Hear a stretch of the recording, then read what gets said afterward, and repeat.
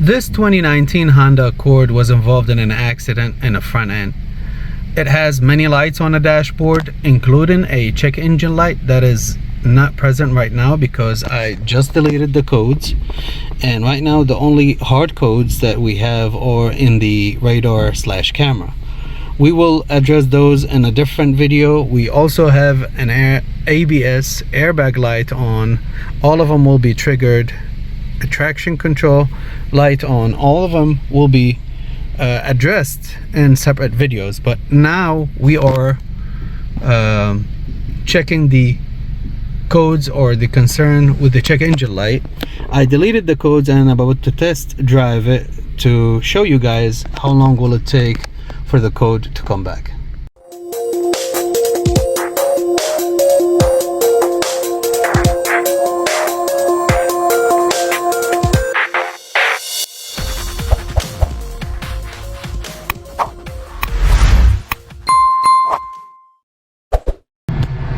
All it took really is a really small distance, like a couple of hundred of feet, for the ABS and the traction and the brake light to come on.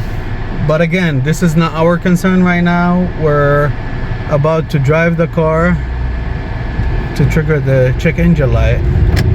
Car drives fine now, and see, the check engine light came on. And you can feel it. You can feel it. The engine, what it looks like, it loses power, but our code is Overboost. Check engine light is on now. Let's go back to the shop and scan it, and I'll show you the codes. All right, this is the engine control module. Let's go to codes.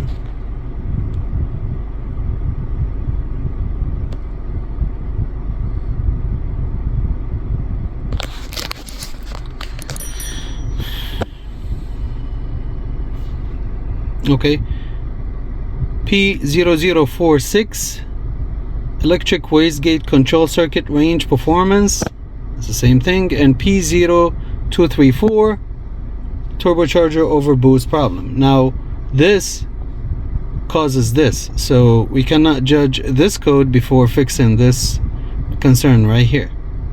Now next step, let's go under the hood, do a visual inspection. This is the electric wastegate, and talking to the customer, he said there should be in the trunk a turbo that belongs to the car. This turbo is the original one.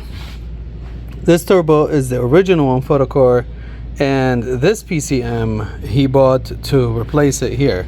So the car was in a shop before me, and they told him the turbo, which he said it fixed the problem. I don't think it fixed the problem. I don't know what code they had before, but if it was for this code, it didn't fix the problem.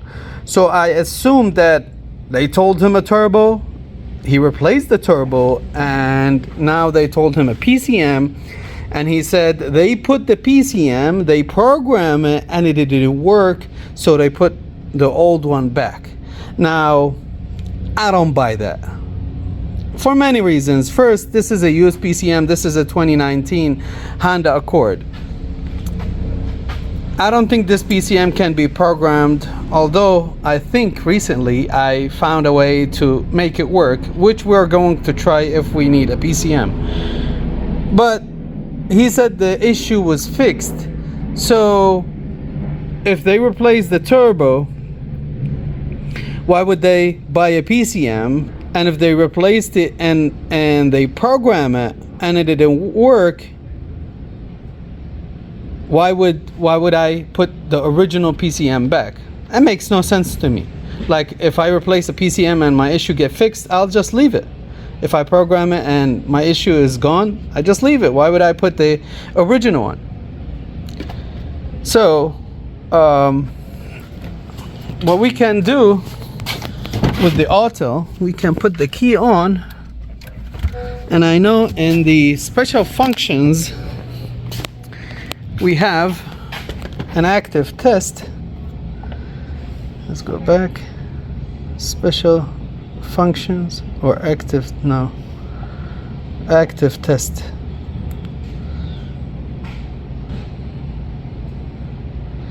Electric wastegate. Okay. Okay.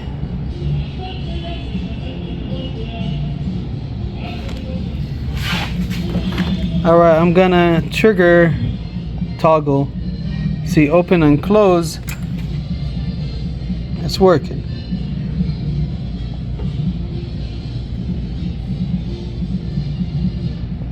Still closed. When I click OK, it should toggle to open. See, it's not working. It's either stuck mechanically or power is not being commanded. We have to get our test light or power probe. I see here, still commanded closed. I'm gonna cancel, see if it open. I have to turn the key off.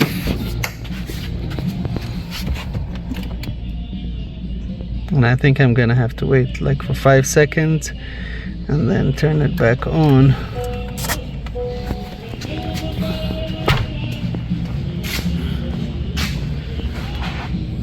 I don't know if it released or not. Let's do it again.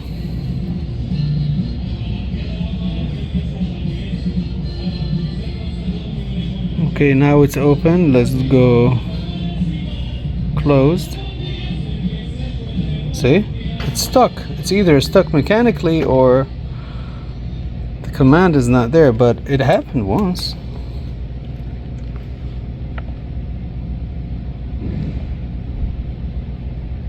It's not changing. Even the sensor is didn't change. Sensor value didn't change. Something's going on with this. Let's pull up a wiring diagram and bring our probe. So here's the diagram, and I noticed something that I didn't like. You see how it says number 1 yellow and red? When you come, number 1 is yellow and red. I mean, take in consideration that this is number 1. Number 2 says red. This is, by the way, these are the motor, this is the sensor. Number 2 says red. Number 2 here we have yellow green. Number 3 should be gray. Number 3 is red.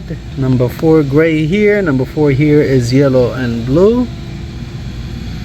which is the number 2 actually, not yellow green, yellow blue. So these wires are wrong.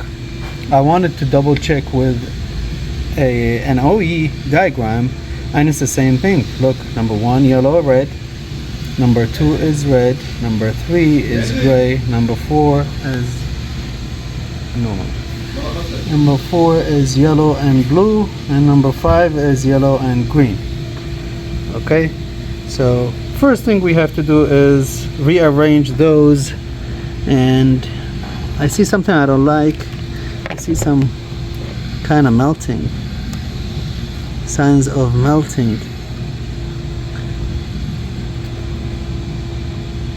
See it? It's hot. It's getting hot here. Let me unplug it.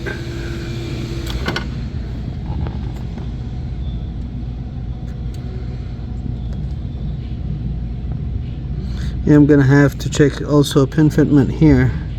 Make sure that whatever heat is being, you see how that is melting inside? Whatever heat is being generated here didn't affect those pins. So do we have, I think the way to find the connector view is to take that code. What was it? P0046. Let's take that code, put it here, and P0046, or we can go here. 0046. The flow chart here should show us a pin out. Yeah, so Number 1 right here. Okay, see it. Let me rearrange everything, delete the codes, and go test drive the vehicle. I started pulling those pins out, and look what I noticed. Somebody had repaired those before, so I think they were damaged because of the accident, and they were cut. The wires were cut because of the accident, but when they repair them, they forgot where like each one of them should go, so they just shoved them randomly. Let me finish rearranging everything. I'm done. Yellow, red, red, gray, yellow, red, red. Number 3 is gray.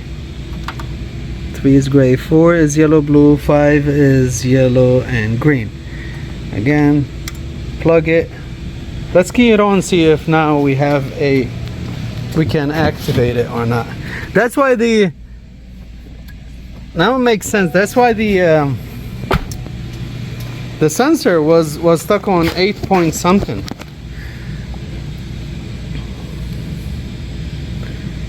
Okay.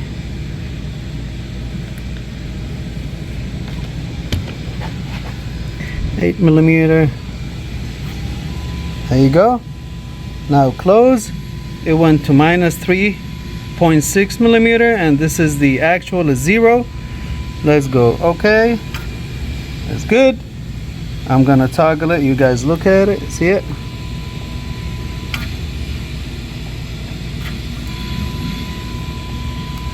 I'm glad whatever they changed or they messed up did not damage the driver inside the PCM. That by itself tells me that so far whatever related to this is good. I have a working motor and I have a reading sensor. So let's go cancel. I'm gonna cancel. Let's delete the codes and take it in the same spot that we erase.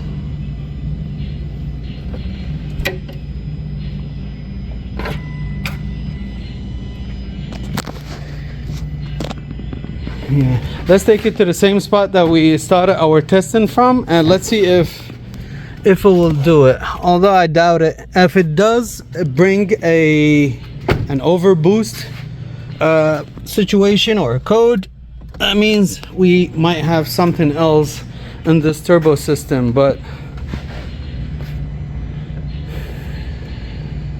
yeah, I turned it on. This is goofy.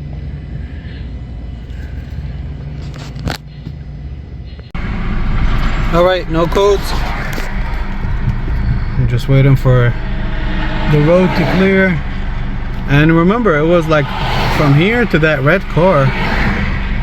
Okay.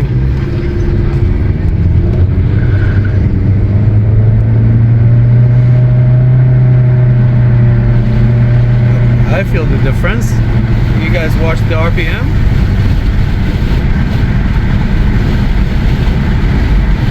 Yeah, there was no loss in power.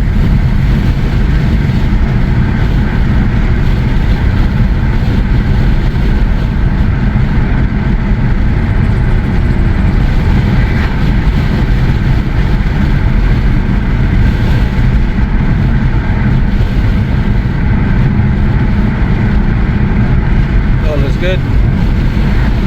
Except the rest of the lights, of course. But I think we should go back to the shop.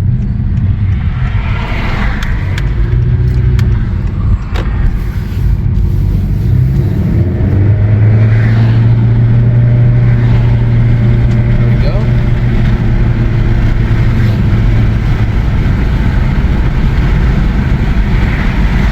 Sometimes codes do get triggered in 2 key cycles, so let me shut the car off.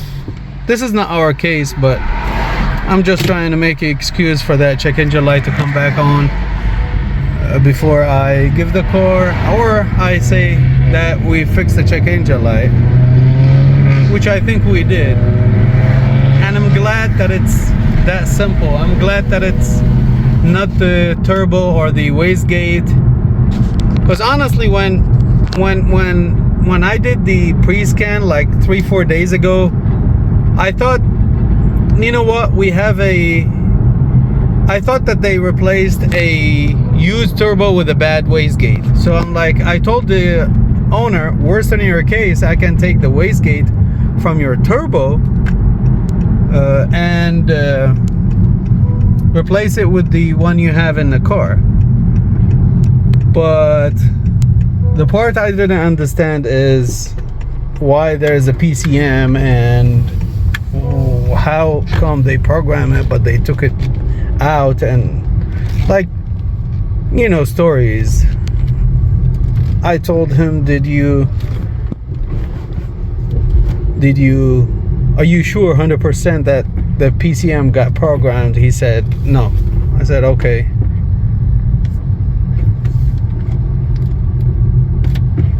Alright, let's go back to the shop and scan it one more time. Read codes one more time. No fault codes. I think we fixed the first issue with this car, and we still have, by the way, let's a full scan. Let's see what got triggered.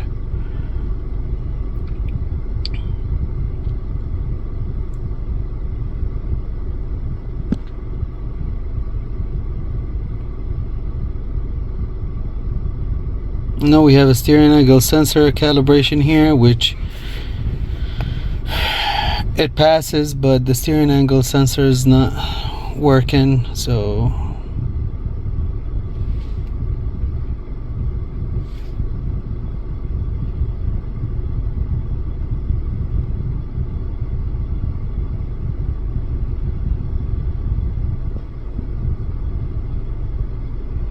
come on.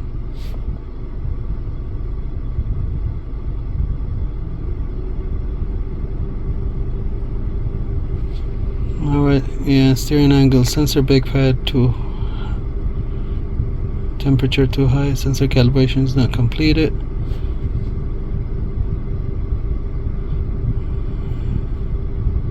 Yeah, I would say 3 issues. Oh, 4 actually.